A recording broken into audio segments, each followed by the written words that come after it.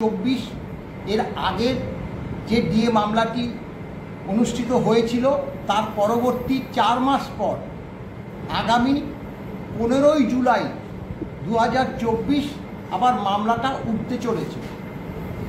অনেক কর্মচারী বন্ধু আমাদের কাছে ফোন করে হোয়াটসঅ্যাপ বা মেসেঞ্জারে কবে মামলাটা আছে সেই বার্তাটা জানতে চাইছেন এবং আমরা যথাসম্ভব তার উত্তর দিচ্ছি, কিন্তু অনেক ক্ষেত্রে সেগুলো দৃষ্টিগোচর না হওয়াতে অনেকের কাছে উত্তর পৌঁছাচ্ছে না। হয়তো তারা ভাবতে পারেন যে হয়তো আমরা তাদেরকে ইগনোর করছি, কিন্তু না, আমাদের সেই ইগনোরের কোনো মনোভাব নেই। আমরা সেটা অনেক সময় ওভারলুক করে যাই বা ফোন করলেও অন্য ফোনে ব্যস্ত থাকার জন্য উত্তর দিতে পারি না। তাই আগামী 15ই জুলাই 2024 মাননীয় সুপ্রিম কোর্টের ঋষিকেশ রায় এবং মাননীয় প্রশান্ত কুমার মিশ্রের বেঞ্চে উঠতে চলেছে। তবে যেহেতু প্রায় এখনও 25-26 দিন বাকি আছে মামলাটা, আমরা যে কজ লিস্ট সেই কজ লিস্ট এখনও আমরা পাইনি এবং তা পেলে নিশ্চয়ই আমরা আপনাদেরকে জানিয়ে দেব। এবং বিশেষ করে একটি কথা আমরা বলতে চাই যে সত্যি কথা বলতে যারা অবসরপ্রাপ্ত কর্মচারী সমাজ, যাদের 75, 80, 85 প্রায় 90 বছর বয়সও হয়ে আছে, তারাও আমাদেরকে ফোন করে বলছে যে মলয়বাবু, শ্যামলবাবু, আমরা কি এই জীবদ্দশায় এই যে ডিএ সেটা কি পাবো? সত্যি খুব দুঃখজনক যে আমরা তার কোনো উত্তর দিতে পারছি না, কারণ আজ 12টা মামলা হয়ে গেলেও মামলার এখনও শুনানি হয়নি। অনেকে আমাদের কাছে এই প্রশ্নও করছে, মলয়বাবু, আমরা কি প্রধান বিচারপতির কাছে, মাননীয় প্রধান বিচারপতির কাছে কোনো প্রে দিতে পারি না?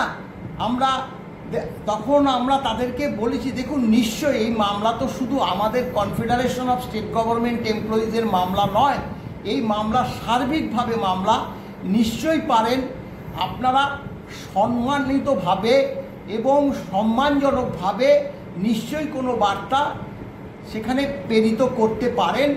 সেটা আপনারা যদি করতে চান আমাদের কোনো আপত্তি নেই, কিন্তু আমরা যেহেতু মামলাকারী সংগঠন, আমাদের এখনও বিশ্বাস ভরসা আছে মহামান্য সুপ্রিম কোর্টের উপর। তাই আমাদের বিশ্বাস যে আগামী যে 15ই জুলাই মামলাটি আছে সেটা নিশ্চয়ই মামলাটি প্রধান বিচারপতি নির্দেশ দেবেন যাতে শোনা হয়। এবং আরও একটা বলি যে আমাদের 15ই জুলাইয়ের পরের দিন আরও একটা ভারপ্রাপ্ত যে মামলা আছে, বিশেষ করে সেদিকেও দৃষ্টি থাকবে সবার। সেই কারণে আমাদের মামলা 15 তারিখের পরে 16ই জুলাই যে এসএসসি যে মামলা, সেই মামলাটাও কিন্তু সুপ্রিম কোর্টে আছে। তাই এক্ষেত্রে দুটো মামলা যাতে নিষ্পত্তি হয়, আমরা আইনের দিকে তাকিয়ে আছি। যা রায় দেবে সেই রায় আমরা মাথা পেতে নেব। এবার আমাদের যে অর্থনৈতিক দুর্বলতা, সেই দুর্বলতার পরিপ্রেক্ষিতে আমাদের প্রেসিডেন্ট মাননীয় শ্যামল কুমার মিত্র মহাশয় আপনাদেরকে 2-4টি কথা বলবেন। প্রিয় কর্মচারী বন্ধুরা, আমাদের সংগঠন confederation of state government employees একটি ট্রেড ইউনিয়ন সংগঠন, আইএফডিসি অনুমোদিত, এবং আমরা বিশ্বাস করি যে কোনো ট্রেড ইউনিয়ন সংগঠনের পক্ষে আন্দোলনের মাধ্যমে সরকারকে দাবি পূরণে বাধ্য করাটাই হচ্ছে একমাত্র উপযুক্ত এবং গৌরবজনক অধ্যায়। কিন্তু বিগত 12 বছরে একটা ফ্যাসিস্ট সরকার পশ্চিমবাংলার ক্ষমতায়, এবং আপনারা লক্ষ্য করেছেন যে এককভাবে বিভিন্ন সংগঠনের পক্ষ থেকে এবং যৌথভাবে একাধিক যৌথ মঞ্চের পক্ষ থেকে লাগাতার গণতান্ত্রিক পদ্ধতিতে যে সমস্ত ফর্মের কথা বলা আছে সেই সমস্ত ফর্মে সরকারের বিরুদ্ধে দাবি আদায়ের সপক্ষে আন্দোলন চলছে। কিন্তু সেই সব আন্দোলনে রাজ্য সরকার আজও কর্ণপাত করেননি। পরিস্থিতি এমন একটা জায়গায় গিয়ে পৌঁছিয়েছে যে সরকারের দমন পীড়নমূলক নীতি এবং প্রতিহিংসামূলক বদলির আতঙ্কে সাধারণ কর্মচারীরা প্রকাশ্যে সরকারের বিরুদ্ধে দাবি আদায়ের সপক্ষে লড়াই নামতে অনেক ক্ষেত্রেই ভয় পাচ্ছেন।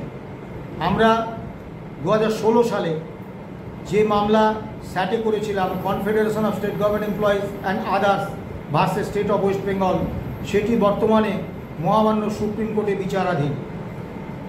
এবং মলয় বলেছে 12টা দিন চলে গেছে, শুনানি হয়নি।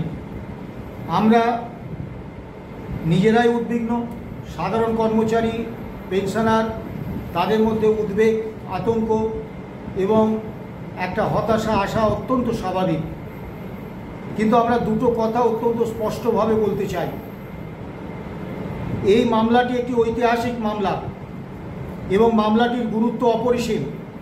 তার কারণ, কেন্দ্র বা রাজ্য কোনো সরকারই কর্মচারীদের তার প্রাপ্য মিটিয়ে দিতে চায় না। কর্মীপক্ষকে দাবি আদায়ে ঐক্যবদ্ধ যৌথ কর্মচারী আন্দোলনের মধ্য দিয়ে দাবি আদায় করতে হয়। কিন্তু যখন ক্ষমতায় কোনো ফ্যাসিস্ট সরকার থাকে এবং কর্মচারীদের মধ্যে পরিস্থিতিটা এমন জায়গায় গিয়ে পৌঁছয় যে সামগ্রিক কর্মচারী সমাজ প্রকাশ্যে সরকারের বিরুদ্ধে সোচ্চার হতে ভয় পায়, তখন ফ্যাসিস্ট সরকারের ক্ষমতা আরও বেড়ে যায়। এবং সেই জায়গায় দাঁড়িয়ে গণতান্ত্রিক পদ্ধতিতে আন্দোলনের মাধ্যমে আমরা দাবি আদায় করতে পারছি না।